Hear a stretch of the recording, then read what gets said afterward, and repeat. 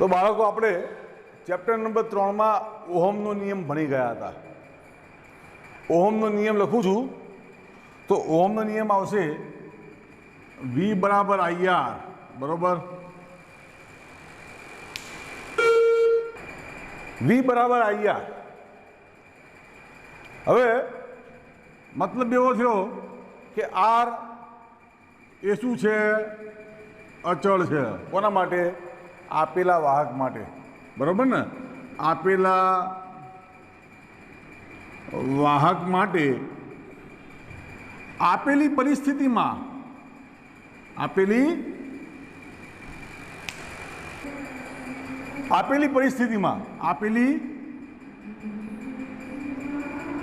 ભૌતિક પરિસ્થિતિમાં R અચળ હોય. ધ્યાન રાખજો, મેં વાત કરી વાહકની, એટલે કે વાહક માટે આ કિસ્સામાં V ચલે છે I, એટલે કે આપેલા વાહક માટે પ્રવાહ વિરુદ્ધ વોલ્ટેજનો આલેખ એ રેખા હોય. આની ચર્ચા મેં તમને કરી દીધી છે. બરોબર છે ને? હવે આજે આપણે ઓહમના નિયમની મર્યાદાઓ ભણીશું. તો વાહક માટે I વિરુદ્ધ V નો આલેખ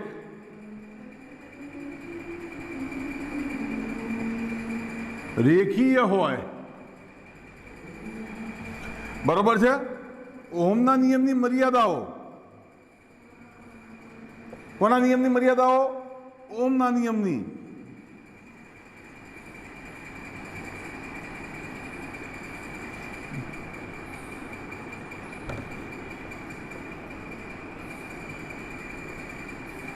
તો ઓહમનો નિયમ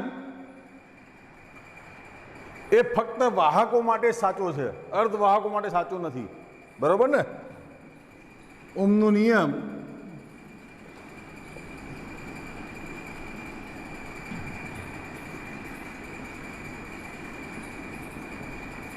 સુવાહકો માટે જ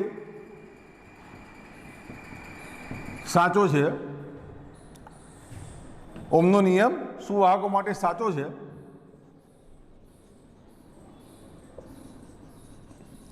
અર્ધવાહકો માટે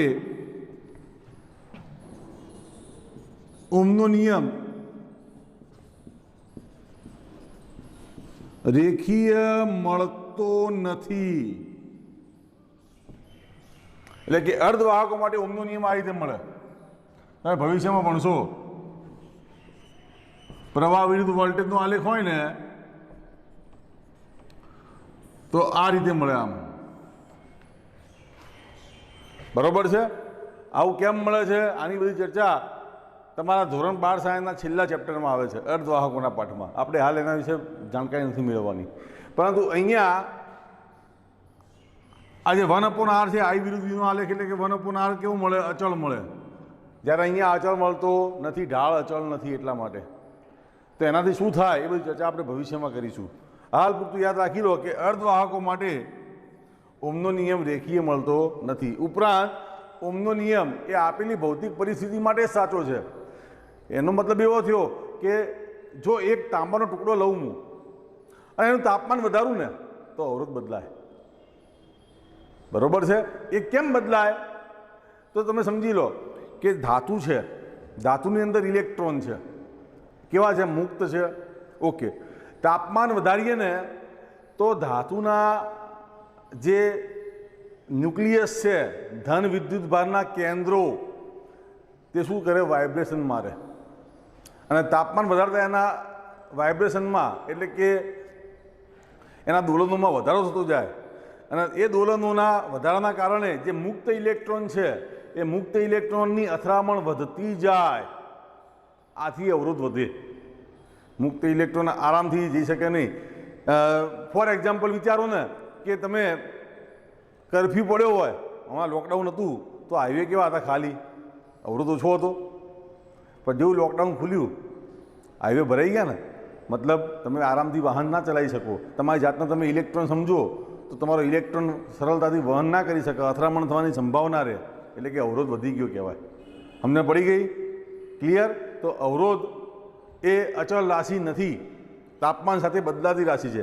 પરંતુ આપેલી ભૌતિક પરિસ્થિતિમાં વાહક પદાર્થનો અવરોધ કેવો હોય છે? અચળ હોય છે.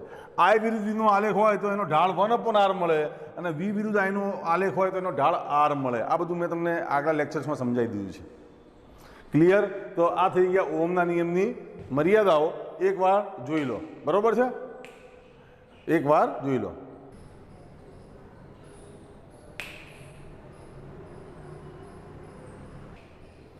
Okay, clear? હવે તમારે તમારી બુક ખુલ્લી રાખજો. કાર્બન અવરોધનો વર્ણ સંકેત લેવાનો છે. એટલે કે અવરોધ એ અગત્યની રાશિ છે અથવા અગત્યનો કમ્પોનન્ટ છે સર્કિટ માટે. એ અવરોધના મૂલ્યો કેવી રીતે લેવા અને કેટલા મૂલ્યનો અવરોધ હોય અને સર્કિટમાં કેવી રીતે જોડવામાં આવે એ બધું આજે આપણે શીખીશું. તો જુઓ, તમે ઘણીવાર પરિપથમાં જોયું હશે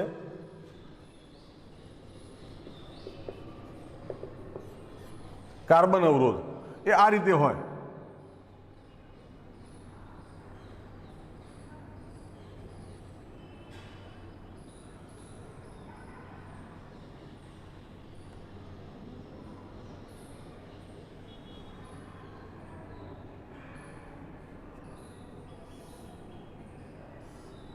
આ કાર્બન અવરોધ, બરોબર છે?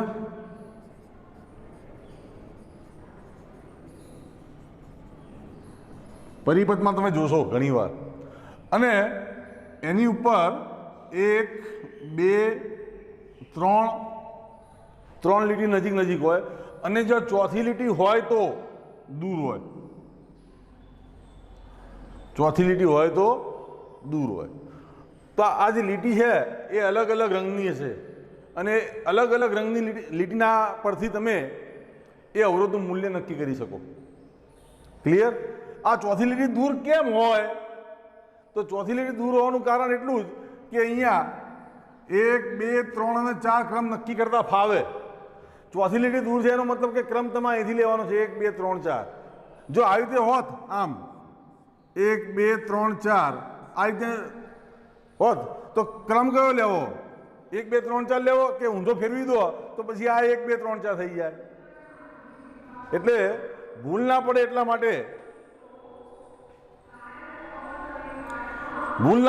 માટે કાર્બન અવરોધનું મૂલ્ય આ રીતે લેવા, એમ લીટીઓ આ રીતે દોરવામાં આવે છે. ઓકે, હવે કાર્બન અવરોધનું મૂલ્ય કેવી રીતે લેવું? તો જુઓ, અહીંયા ક્રમ, ત્યારબાદ રંગ,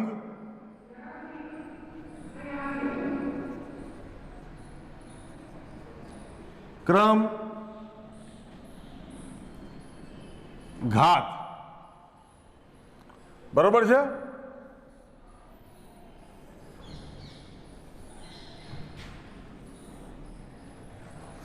બે રીત છે એના માટે, તમારે યાદ રાખવાનું છે. કોકિલાનો પાલવ જરા સફેદ છે અને સોનું ચાંદી કંઈ પહેર્યું નથી, બરોબર ને? તો કોકિલાબેન હશે, એમની જે સાડી પહેરી છે એનો પાલવ જરા સફેદ છે અને એમને સોનું ચાંદી કંઈ પહેર્યું નથી. આ તમારે કાર્બન અવરોધ યાદ રાખવાની એક રીત છે. ઇંગ્લિશમાં તમારા બુકમાં આપેલું છે, B B Roy goes to Britain અથવા બોમ્બે વાયા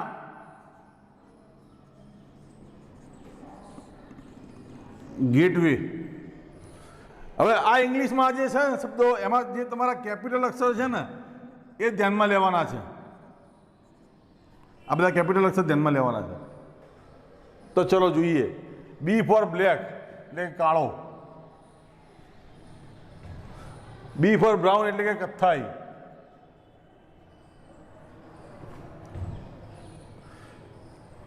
કો એટલે કાળો, કી એટલે કથ્થાઈ, લ એટલે લાલ, લાલ એટલે રેડ, ન એટલે નારંગી, ઓ એટલે ઓરેન્જ,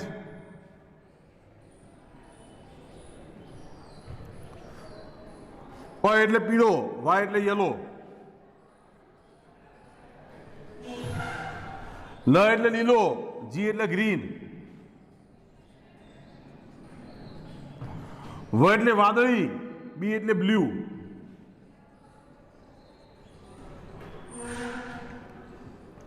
જ એટલે જાંબલી, વી એટલે વાયોલેટ,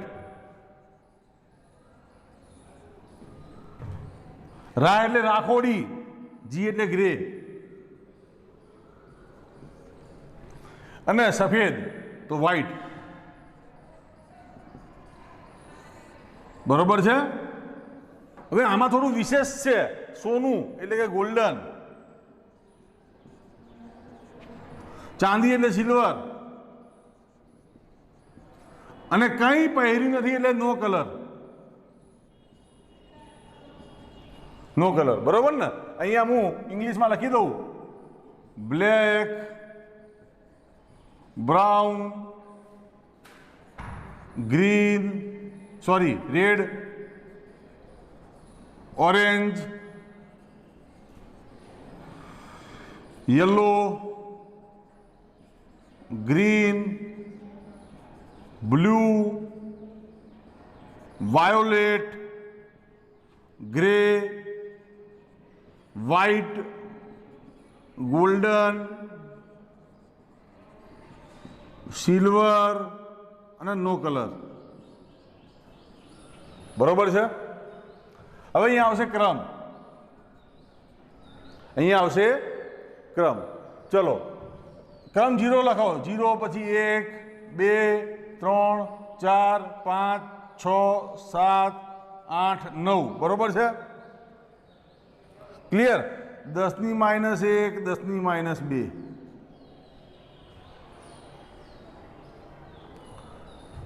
ઘણી વાર આને લખવાની જરૂર હોતી નથી. તમારા બુકમાં ભલે આપ્યું, આપણે એની ડિટેલમાં નહીં જઈએ. ક્રમ અને ઘાત તો 10 ની 0 ઘાત, 10 ની 1 ઘાત, 10 ની 2 ઘાત, 10 ની 3 ઘાત, 10 ની 4, 10 ની 5, 10 ની 6, 10 ની 7, 10 ની 8 અને 10 ની 9 ઘાત. બરોબર છે. 10 ની 9 ઘાત. અહીંયા 10 ની 6, 10 ની 7, 10 ની 8 અને 10 ની 9 ઘાત. ટૂંકમાં જે ક્રમ છે એ જ ઘાત બનશે. અને ગોલ્ડન, સિલ્વરનો નો કલર તો ટોલરન્સ. ટોલરન્સ એટલે કે સહનશીલતા. તો પ્લસ ઓર માઇનસ, ગોલ્ડન આગળ આવશે પ્લસ ઓર માઇનસ 5%, સિલ્વર આગળ આવશે પ્લસ ઓર માઇનસ 10%, અને નો કલર આગળ આવશે પ્લસ ઓર માઇનસ 20%. આને આપણે કહીશું ટોલરન્સ, સહનશીલતા. બરોબર છે.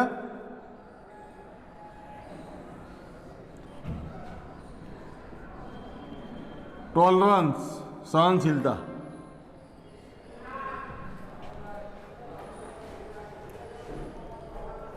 બરોબર. ચલો, કે કોઈ અવરોધનું મૂલ્ય નક્કી કરવું છે. કોઈ અવરોધનું મૂલ્ય નક્કી કરવું છે તો શું કરીશું? તો અવરોધનું મૂલ્ય નક્કી કરવા માટે ધારો કે મને અહીંયા કોકિલા આવશે, કોકિલાનો પાલવ. બરોબર છે.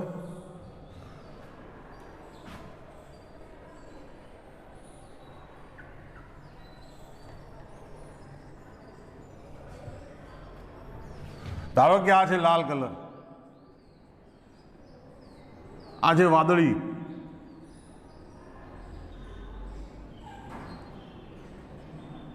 આ છે લીલો, અને આ છે ધારો કે સોનેરી કલર. તો ચલો લાલ છે ને, પહેલા બે જે રંગ છે એ આંકડા આવશે. તો લાલ એટલે શું? તો 2.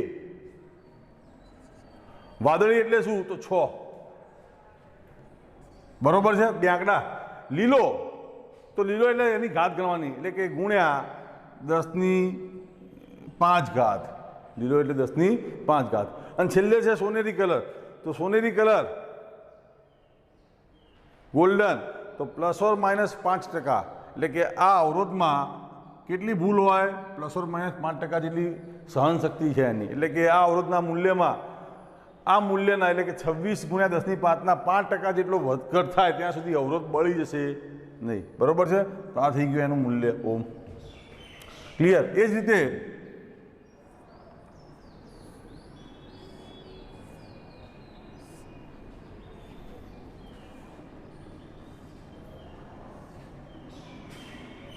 ધારો કે આ છે સફેદ, આ છે કાળો, આ છે નારંગી અને આ છે સિલ્વર। તો ચલો સફેદ એટલે શું 9, કાળો એટલે શું 0, નારંગી એટલે શું 10⁵ ઘાત, એટલે કે ગુણ્યા 10⁵ ઘાત, અને સિલ્વર એટલે શું તો ±10% ઓમ। તો આ અવરોધનું મૂલ્ય થાય, આ અવરોધનું મૂલ્ય થાય। ધારો કે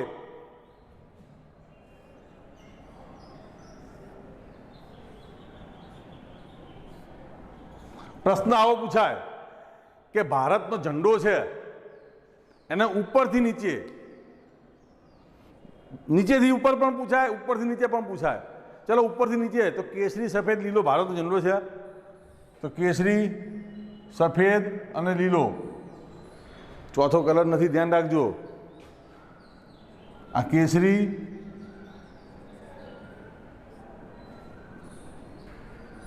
સફેદ અને લીલો, તો કેટલો અવરોધ થાય, તો R બરાબર, ચલો કેસરી એટલે કે નારંગી 3,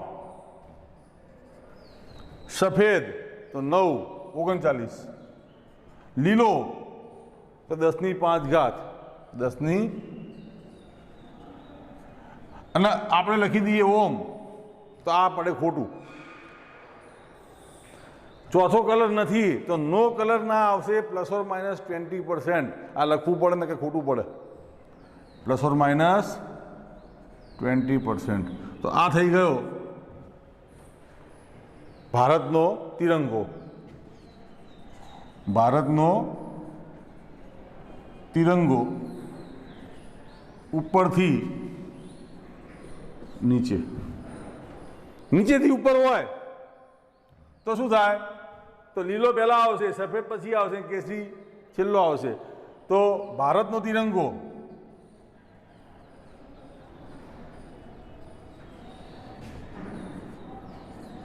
નીચેથી ઉપર તો આવશે લીલો સફેદ કેસરી, લીલો સફેદ કેસરી। તો ચલો લીલો તો 5, સફેદ 9 અને કેસરી તો 10⁵ ઘાત,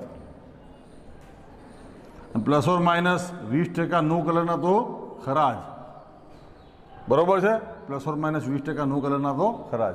તો મને આશા છે કે તમને અવરોધ આવડી ગયો હશે, ક્લિયર। જોઈ લો, આવો MCQમાં કોઈ પણ પ્રશ્ન પૂછી શકાય, તમારે આ વર્ણ સંકેત યાદ રાખવાનો। આ સહનશીલતા છે, ટોલરન્સ એટલે સહનશીલતા છે, બરોબર છે, જોઈ લો।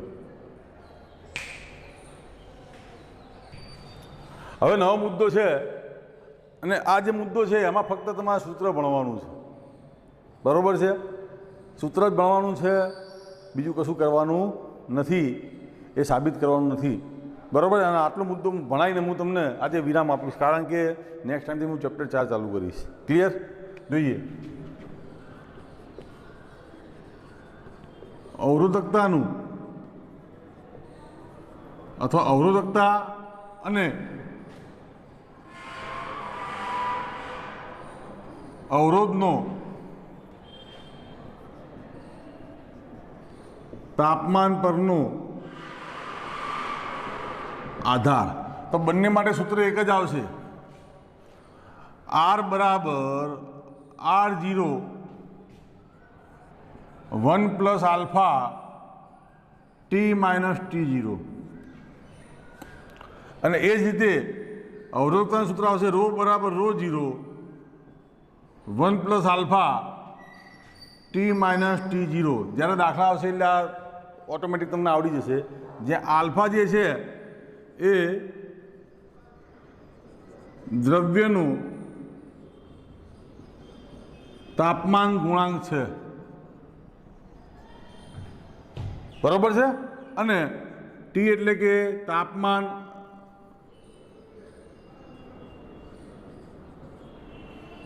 આર એટલે કે ટી તાપમાને અવરોધ. ચલો T0 છે એ સંદર્ભ તાપમાન, તો R0 જે છે એ સંદર્ભ તાપમાને અવરોધ. એ જ રીતે અહીંયા રો આવશે તો એ ટી તાપમાને અવરોધકતા, તો રો0 તો T0 તાપમાને અવરોધકતા, બરોબર છે. ઓકે, ખ્યાલ આવી ગયો? તો આ તમારા સૂત્રનો ઉપયોગ કરીને દાખલા ગણવાના છે. દ્રવ્યનો તાપમાન ગુણાંક એ આપી દેવામાં આવશે જે અચળાંક હોય. ક્લિયર? જોઈ લો એકવાર. ચલો હવે આવશે વિદ્યુત પાવર, બરોબર ને? તો વિદ્યુત ઉર્જા અને વિદ્યુત પાવર. ક્લિયર? ચલો, તો વિદ્યુત પાવરનું સૂત્ર થાય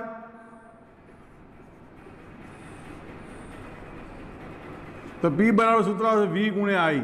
યાદ રાખો દાખલા માટે કે બેટરીમાંથી મળતો પાવર તો હંમેશા P બરાબર VI હશે. યાદ રાખી લેજો. આપણે બેટરી જોડીએ ને પરિપથમાં તો બેટરીનો વોલ્ટેજ હશે V અને વોલ્ટેજના કારણે વહેતો પ્રવાહ હશે I, એટલે બેટરીમાંથી મળતો પાવર P બરાબર VI. ક્લિયર? હવે V બરાબર IR માની લો કે આ અવરોધ છે, આ અવરોધની સંજ્ઞા, બરોબર, અને આ બેટરી જોડી દીધી આપણે 20 વોલ્ટની, તો આ અવરોધની સંજ્ઞા, આ વહેશે પ્રવાહ I, પ્રવાહ વહેશે. તો બેટરીમાંથી મળતો પ્રવાહ I હોય તો બેટરીનો પાવર, બરોબર છે ને, વિદ્યુત પાવર, બેટરીનો વિદ્યુત પાવર P બરાબર VI થશે. ચલો હવે V બરાબર IR સૂત્ર છે તો I બરાબર આવશે V ભાગ્યા R, અને V બરાબર IR તો મૂકી શકો તો બીજી રીતે સૂત્ર મળે P બરાબર VI ની જગ્યાએ આવશે IR ગુણ્યા I. આ V ની કિંમત મૂકી દો અહીંયા, V બરાબર IR, તો P બરાબર આવશે I²R. આ સૂત્ર જે છે ને એ અવરોધમાં વ્યય થતો પાવર છે. યાદ રાખી લો, મેં તમને અલગ અલગ કરીને બતાવ્યું. બેટરીનો પાવર તો P બરાબર VI, પરંતુ આ જ પ્રવાહ જો અવરોધમાં જશે તો તમે જાણો છો અવરોધ એટલે એક જાતનો બમ્પ.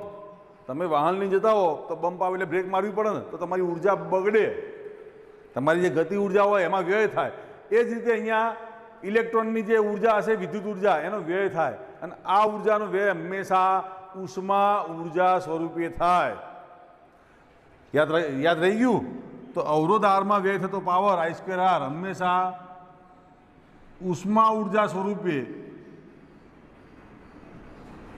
વ્યય થાય. આમ બીજું સૂત્ર છે P બરાબર, ચલો I ની કિંમત મૂકો તો V એમના એમ, I બરાબર આવશે V ભાગ્યા R, તો P બરાબર આવશે V²/R. આ પણ વ્યય થતો પાવરનું સૂત્ર છે, આ પણ વ્યય થતા પાવરનું સમીકરણ છે. ક્લિયર? તો પાવરના ત્રણ સૂત્રો, P બરાબર VI, P બરાબર I²R અને P બરાબર V²/R. હવે ધ્યાન રાખજો બાળકો, આના પરથી આપણે વિદ્યુત ઉર્જાનું સમીકરણ લેવાનું છે. તો આપણે જાણીએ છીએ કે ભાઈ પાવર એટલે શું? તો કાર્ય ભાગ્યા સમય. આ કાર્ય એટલે ઉર્જા, બરોબર છે ને? તમે ઇલેક્ટ્રિક ઇસ્ત્રીનો યુઝ કરો છો ને, તો ઇલેક્ટ્રિક ઇસ્ત્રીમાં જે વિદ્યુત પ્રવાહના કારણે જે ઉર્જા ઉત્પન્ન થાય છે એ હીટ એનર્જી એટલે કે ઉષ્મા ઉર્જા.